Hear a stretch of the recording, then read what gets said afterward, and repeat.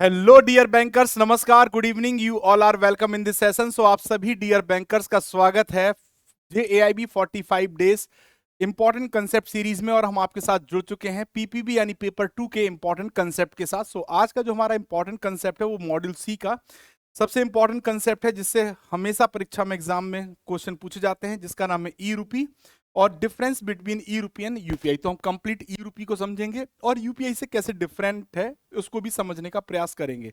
तो दोस्तों, क्लास को स्टार्ट करते हैं। मेरा नाम है अरविंद सर और मैं आपके साथ जुड़ता हूं हमारे Telegram channel JAIB CAIIB by Arvind sir. ये हमारा टेलीग्राम है, इसे आप QR को स्कैन करके भी जुड़ सकते हैं हमारे साथ। सो ई रूपी होता क्या है? ई रूपी was launch on 2 August 2021। E rupee को कब लॉन्च किया गया? 2 अगस्त 2021 में। किसके द्वारा? NPCI, नेशनल पेमेंट कॉरपोरेशन के द्वारा। ठीक है, National Payment Corporation of India. E RUPI की अगर हम बात करें तो ई रूपी is an innovative digital solution. E रूपी क्या है? हमारा एक डिजिटल सोल्यूशन है और ई रूपी is seamless one time payment mechanism. ठीक है दोस्तों, तो इसे एज अ बाउचर जारी किया जाता है और इसे एक ही बार में यूज किया जा सकता है। वन टाइम पेमेंट मैकेनिज्म है। सो ई रूपी इज अ QR कोड और SMS string based e voucher. तो ये क्या है? या तो QR कोड बेस्ड आपको वाउचर दिया जाएगा या SMS बेस्ड वाउचर दिया जाएगा, जो कि बेनिफिशियरी के मोबाइल पे आएगा और उसके थ्रू ई रूपी का यूज कर पाएगा बेनिफिशियरी। तो the user of the e voucher, जो भी ई वाउचर को यूज करेगा, can redeem the voucher at the merchants accepting e rupee. तो उसी मर्चेंट के पास वो रिडीम करा पाएंगे जो मर्चेंट ई रूपी को एक्सेप्ट करते हैं, without using digital payment app, card और इंटरनेट बैंकिंग। तो इतना आसान है ई रूपी वाउचर रिडीम कराना। ना तो इसके लिए कोई पेमेंट ऐप चाहिए, ना ही कोई आपको इंटरनेट कनेक्टिविटी चाहिए और ना ही कोई आपको कार्ड चाहिए। तो e rupee would be shared by organisation और government to the beneficiary. E rupee को शेयर कौन करता है? ऑर्गेनाइजेशंस और गवर्नमेंट उस व्यक्ति को शेयर करते हैं जो इसका बेनिफिशियरी है, जिसको वो इसका लाभ पहुंचाना चाहते हैं फॉर स्पेसिफिक पर्पस और एक्टिविटी थ्रू SMS और QR कोड। तो जो भी स्पेसिफिक पर्पस के लिए बेनिफिशियरी के पास अगर आप ई रूपी वाउचर पहुंचाना चाहते हैं, चाहे आप ऑर्गेनाइजेशन है चाहे गवर्नमेंट है, तो आप पहुंचा सकते हैं। आपको मैंने ऑलरेडी बताया कि जो ई रूपी वाउचर है वो SMS और QR कोड के फॉर्म में बेनिफिशियरी को अवेल होगा।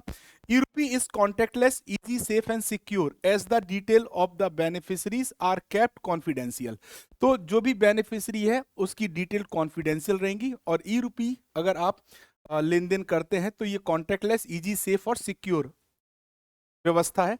सो e voucher transaction process is relatively faster and reliable as the required amount is already stored in the voucher. तो जो भी अमाउंट बेनिफिशियरी को देना है वो अमाउंट उस वाउचर में ऑलरेडी लोड होता है और ये फास्टर वे में जो प्रोसेस है वो होता है, ट्रांजेक्शन हो पाते हैं इसके थ्रू, ई रूपी के थ्रू। तो 31 जनवरी 2022 तक का जो डेटा है, 16 बैंक लाइव हो चुके हैं ई रूपी पर।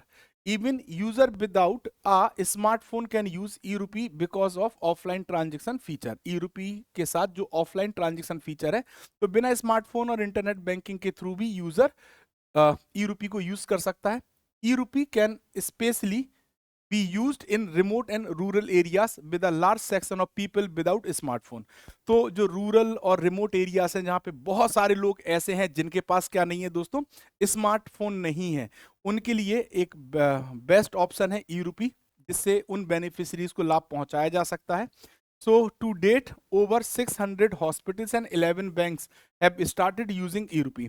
तो 1600 अस्पताल और 11 बैंक ऐसे हैं जो ई रूपी को स्टार्ट कर चुके हैं। ठीक है दोस्तों, नाउ अब स्टेक होल्डर्स कौन कौन होते हैं ई रूपी इकोसिस्टम में? तो सबसे पहले ई रूपी may be issued in 2 core categories. पहला होता है पर्सन टू पर्सन यानी P2P और होता है business to consumer. So the crucial outline the scope and rule only for the B2C voucher यानी बिजनेस टू कंज्यूमर वाउचर। अब यहां पे अगर हम बात करें end to end transaction involve the following entities. जब आप एंड टू एंड ट्रांजेक्शंस की बात करते हैं तो उसके लिए यहां पे बताया गया है कि सबसे पहले आपका होगा एक इशूअर बैंक जो ई रूपी जारी करेगा। जैसे suppose I am a government और I want to provide the facility to the rural peoples, है ना, और उनको मैं ई वाउचर देना चाहता हूं। तो जिस बैंक के पास मैं जाऊंगा एज अ मतलब कि आप मेरे लिए ई वाउचर जारी कर दीजिए, तो जो बैंक ई वाउचर जारी करता है उसे इशूअर बैंक कहा जाता है। Bank who shall initiate the request to create e rupee. तो ई रूपी को क्रिएट करने की जो रिक्वेस्ट करता है, इनिशिएट करता है बैंक, उसे इशूअर बैंक कहा जाता है। The sponsor shall be a corporate. अब स्पॉन्सर जो रिक्वेस्ट करने गया वो कॉर्पोरेट हो सकता है, स्टेट और यूनियन गवर्नमेंट डिपार्टमेंट हो सकते हैं, business customer of the bank हो सकते हैं, जो कि रिक्वेस्ट करते हैं बैंक से क्रिएट आ ई रूपी। फिर ई रूपी बेनिफिशियरी कौन है? जिस व्यक्ति को इसका लाभ मिलना है वो ई रूपी बेनिफिशियरी होता है। Shall be a person for whom the e-rupee is issued, and e-rupee beneficiary may not be a bank account holder. Designated merchant कौन है? These are specific voucher acceptance point where e-rupee can be redeemed. ठीक है दोस्तों, इसको और अच्छी तरह से समझ लेते हैं। सपोज एक कॉरपोरेशन है जिसका नाम है ABC, ठीक है, और ये अपने 5 employee, 1 number, 2 number, 3 number, 4 number और 5 नंबर, इनको ई रूपी वाउचर देना चाहती है। तो ये क्या कहलाएंगे? बेनिफिशियरी। ये क्या कहलाएंगे दोस्तों? ये क्या कहलाएंगे? बेनिफिशियरी, ठीक है, फिशियरी कहलाएंगे। और जो देना चाहते हैं वो कहलाते हैं स्पॉन्सर। क्या कहलाते हैं? स्पॉन्सर कहलाते हैं, ठीक। अब ये क्या करेगा? जो एबीसी कॉर्पोरेशन है वो किसके पास जाएगा? ये अपने बैंक के पास जाएगा और बैंक से कहेगा कि हमें क्या दे दीजिए? ई रूपी वाउचर दे दीजिए। तो जो बैंक ई रूपी वाउचर को इशू करता है, क्या करता है? इशू करता है, उसे क्या कहा जाता है? कंज्यूमर्स के लिए इशू करेगा, उसे क्या कहा जाएगा दोस्तों? उसे कहा जाता है इशूइंग बैंक। क्या कहा जाएगा? इशूअर बैंक, ठीक है दोस्तों। अब मान लीजिए ई रूपी वाउचर किसके पास पहुंच गया दोस्तों? ई रूपी वाउचर बेनिफिशियरी के पास पहुंच गया। अब ये जिसके पास रिडीम कराने जाएगा, ठीक है, जिसके पास भी ये रिडीम कराने जाएंगे, क्या कराने जाएंगे? रिडीम कराने जाएंगे, वो कहलाएंगे मर्चेंडाइज। मर्चेंडाइज कहलाएंगे। क्या कहलाएंगे? मर्चेंडाइज कहलाएंगे। तो ऐसे पूरा स्टेप काम करता है, ठीक है, किसका? ई रूपी का। डन है दोस्तों। नाउ जिसे डेजिग्नेटेड मर्चेंट कहते हैं, ठीक है। देखिए, अब एक्वायरिंग बैंक कौन है? एक्वायरिंग बैंक कौन है? इस मर्चेंट का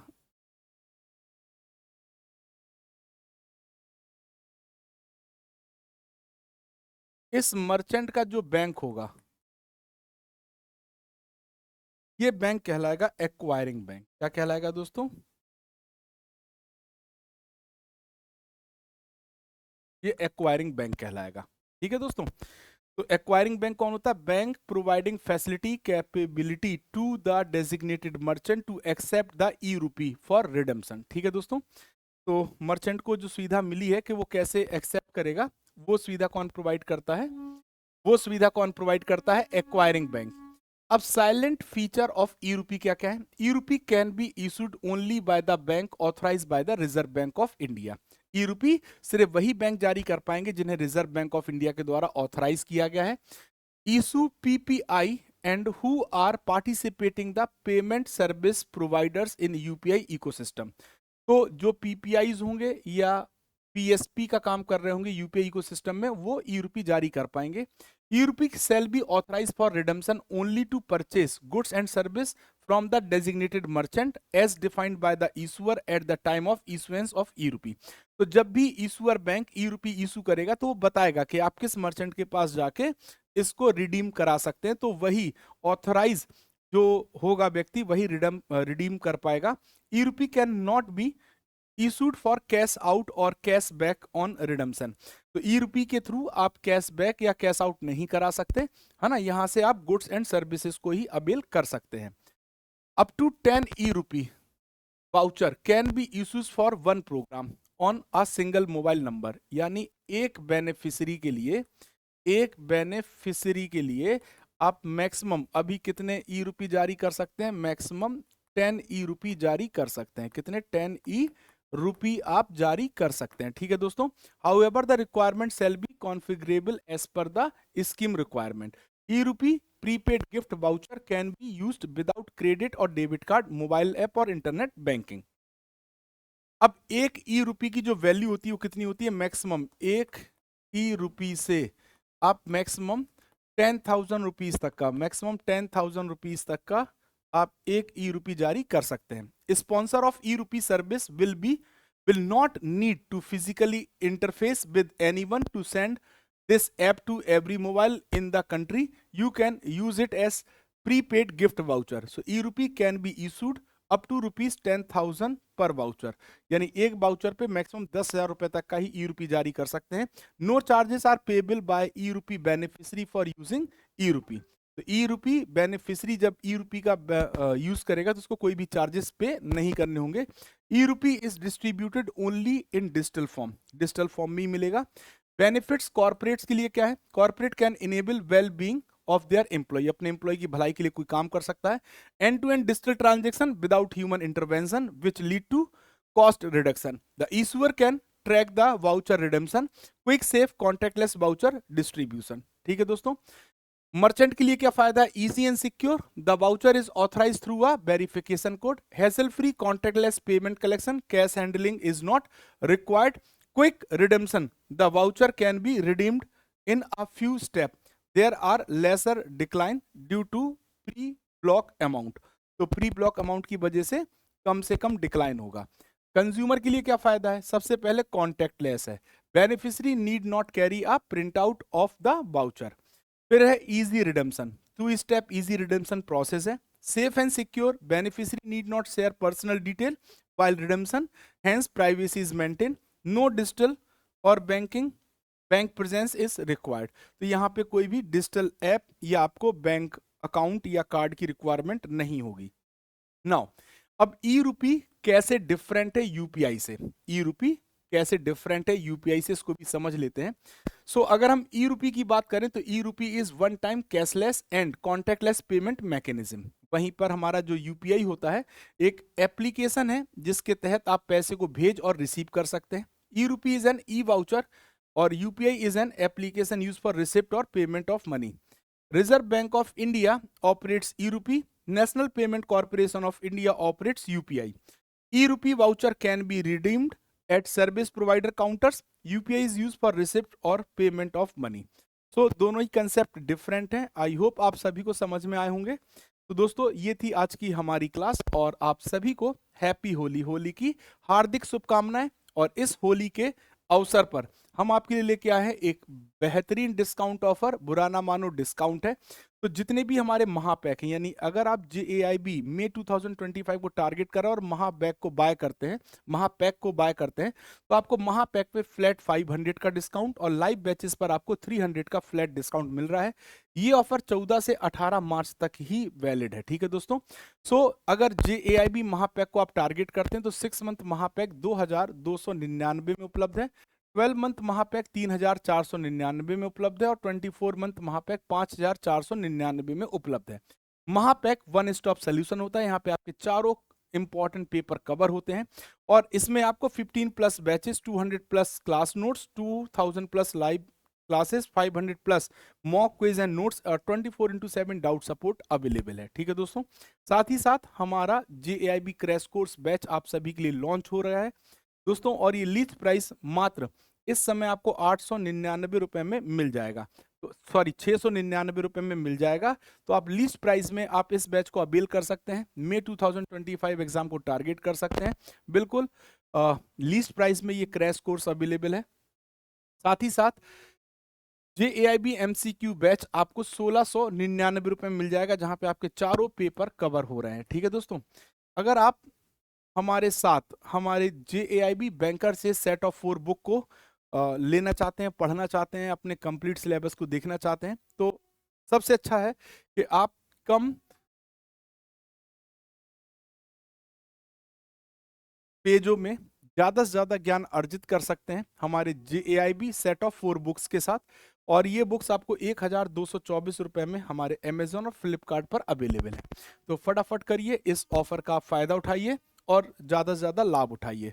साथ ही साथ ये हमारा टेलीग्राम है JAIB CAIB by Arvind sir, आप इसको जुड़ सकते हैं और यहाँ से अपने PPB से रिलेटेड डाउट पूछ सकते हैं। तो आज के सेशन में बस इतना ही। Thank you very much. मिलते हैं नेक्स्ट क्लास में नेक्स्ट इंपॉर्टेंट कंसेप्ट के साथ। Thank you all.